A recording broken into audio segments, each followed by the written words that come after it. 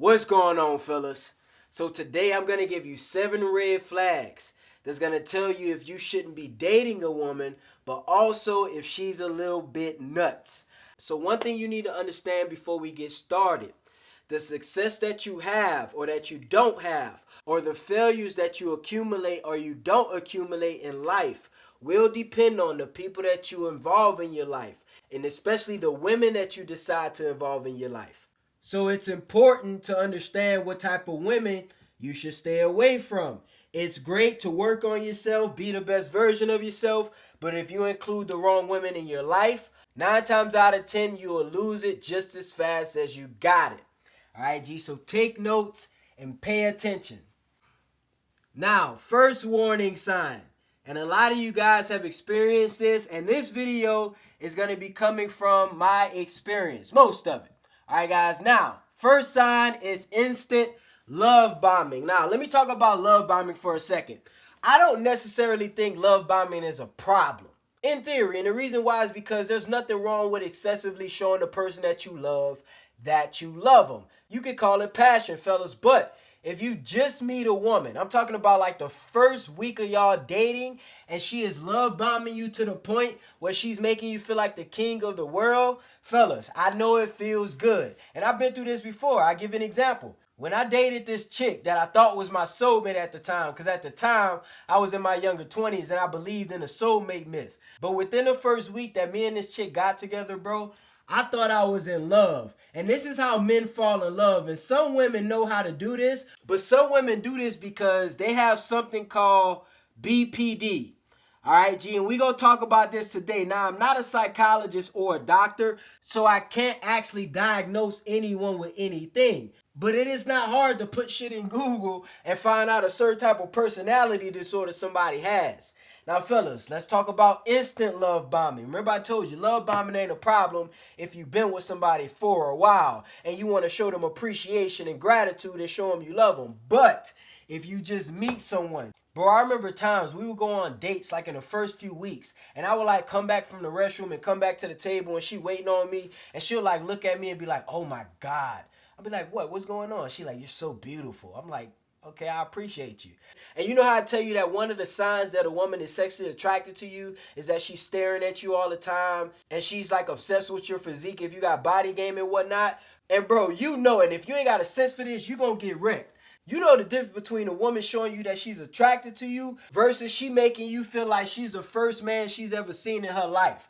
All right, G, there's a difference. So if you getting a woman telling you that you're beautiful, you look like a Greek god, you're the best man or the most beautiful, most handsome man that she's ever seen in her life, first of all, she's lying. And second of all, that's a red flag, because this is what will happen. And this is a problem with it. Because if there was no consequence to this, and if there wasn't a dark side to this, it will be okay. But the dark side to this is the moment you cross this woman, or the moment you do something that she don't like, or the moment you stop giving her attention, the devil horns will come out. This has a lot to do with BPD. And more than likely, these type of women, fellas, I'm giving you the game. More than likely, these type of women who love bomb you early in the relationship, you will find out, moving on to number 2, you will find out that they have the inability to maintain relationships. Now, I had a conversation with a woman about this, and it actually turned into a debate. And she said, why is it not a problem that men can't maintain relationships, but it's a problem that women can't? And fellas, I'm going to give you the game again. The problem with a woman, especially if you meet this woman like in her late 20s or early 30s or older than that, and if she can't maintain relationships, but she's been in a lot of them, and when she's with you, she's love bombing the shit out of you, fellas, that's a red flag. And the reason why is because a woman's essence and her primary duty in life, you can argue about it if you want. That's what the debate was about with this chick. But I believe a woman's primary duty is to start a family, be in a relationship. While she's starting that family, obviously, raise kids, be a mother, be a wife, so on and so forth. And a man's job and a man's duty, obviously, is to protect and provide, be strong, be competent, and lead.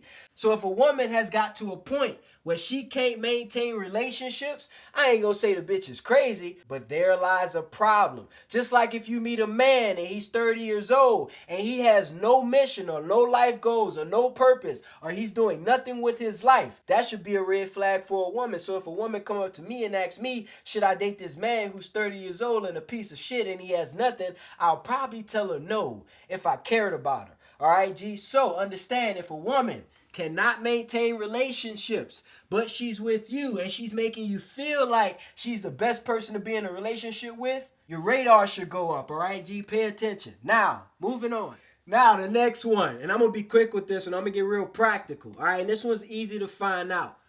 Fellas, if you ever meet a woman and she is taking any type of medication for her head, you need to immediately run. And I'll be quick with this one because this one is easy to explain and easy to understand.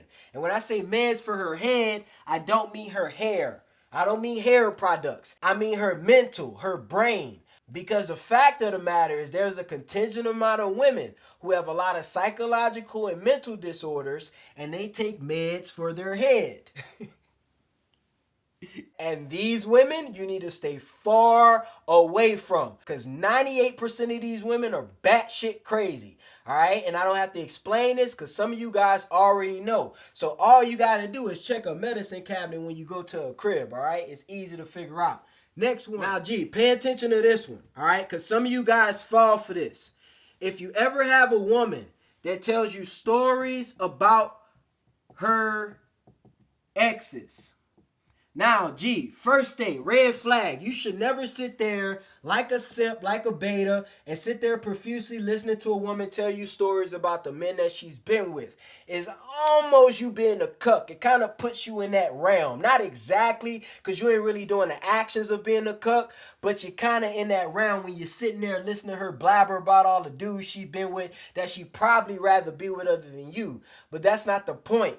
The point about the stories about her exes, if all the stories, or let's say she don't tell you the stories, let's say you just so happen to hear about it, or it slip out, gee, I don't know. But every single story about her ex, something bad happened, and especially if it was never her fault. Like all her exes were bad people, and let's say it's true, and let's say it wasn't her fault, but all her exes were drug dealers, they ex-cons, they beat her, shit like that, gee, you stay away from this woman. Especially if she tells you stories about how she's been with a man who consistently put his hands on her, and she stayed with him through the long haul and all this shit. Fellas, you run far. Like Forrest Gump, away from these type of bitches, bro. Because I guarantee you, any woman who would tolerate a man consistently putting his hands on her, especially if she openly telling you about this shit, that is the type of woman who is more likely going to provoke you to put your hands on. Now, gee, never put your hands on a woman.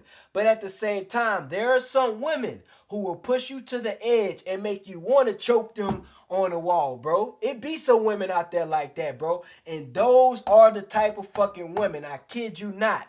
And another thing about the stories about the exes, fellas, if you notice that this woman is usually dating crazy dudes, but you can't judge nobody because everybody ain't perfect. But if you ever date a woman, like I dated this chick, bro, I was like 21, and she was like 28 or 29 or something like that. And she had just got out of a marriage, and she told me that her ex-husband was a drug dealer, and he sold cocaine, and he did all this stuff, and he shot a couple people. I'm like, Bro, the whole time I heard her, but it went through one ear and out the other one because the whole time I was looking at that ass.